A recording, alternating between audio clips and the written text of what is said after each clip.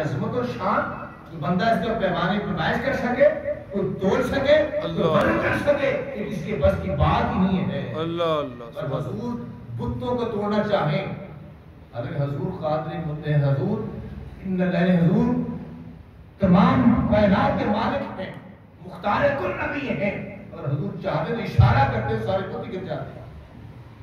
بڑا لمبا واقعہ ہے، آپ نے مولا کائنات کو اپنے قدموں پہ کھڑا کر دیا کہ یہ تم بتوں کو توڑو، اونچے بت ہیں نا۔ یہاں فرماتے مولا کائنات حضرت مرزا شریف خدا جب سرکار قدموں پہ کھڑا ہوا نا، پوچھا ولی کہاں پہنچے ہو؟ عرض کہ حضور تمہارا حکم ہو نا، میں عرش کا پایا پکڑ کے نیچے لے آؤں۔ کیا کر لوں؟ یہاں پہ سوال حدیث صحیح سیاستہ کی حدیث ہے کہ سرکار ظہر کی نماز پڑھا رہے ہیں، دوران نماز میں آقا صلی اللہ علیہ وسلم نے قدم آگے کیا پھر پیچھے کیا۔ کیا کیا؟ قدم آگے کیا پھر پیچھے کیا۔ 2-3 مرتبہ سرکار نماز کے بیچ میں نماز جاری کی، ایسے کہ صحابہ دیکھ رہے تھے۔ تو صحابہ کی تو نماز ہی حضور کے چہرے کو دیکھنا ہوتی ہے، صحابہ کی نماز ہی حضور کے صلی اللہ علیہ وسلم کے چہرے کو دیکھنا ہوتی تھی۔ نماز سے فارغ عرض کیا رسول اللہ آپ کی نیا طریقہ نماز میں آیا ہے؟ پوچھا کیا ہوا؟ عرض کیا رسول اللہ آپ نماز میں آپ نے قدم آگے بھی کیا تھا پیچھے بھی کیا تھا، تو سمجھ نہیں آیا۔ سرکار نے فرمایا میں نماز پڑھ رہا تھا، جنت میں انگوروں کا گچھا دیکھا تھا، دل چاہ میں توڑ کے لے آؤں تمہیں کھلاؤں، طے کروں؟ اور میں نے ہاتھ اوپر کیا تو میرا ہاتھ جنت میں تھا۔ اللہ کہاں تھا؟ جنت میں تھا۔ یہاں بات میں پوری حدیث نہیں سنا رہا، بس نقطہ سنا رہا ہوں۔ حضور خود شان اتنی مقام ہے، اتنی عظمت ہے، زمین پہ کھڑے ہو کر ہاتھ بلند کریں تو جنت کے گوشے انگور کے گوشے ہیں اس کو پکڑ کے لا سکتے ہیں، لیکن یہاں مولا کے نام کو پکڑ کھڑے کر کے ان کو تڑوا رہے ہیں۔ سبحان اللہ سبحان اللہ۔ بتانا یہ تھا لوگوں، اگر علی کو شان مرتبہ ملا ہے نا تو وہ تو اپنا نہیں ہے، مصطفیٰ کریم کے صدقے سے ملا۔ سبحان اللہ، بے شک مصطفیٰ کریم کے صدقے سے ملا ہے۔ تو حضور کی وسیلہ چھوڑ کر علی مولا کائنات عظمت کو مانگتا ہے، سمجھو بڑا بہت بڑا گمراہ ہے۔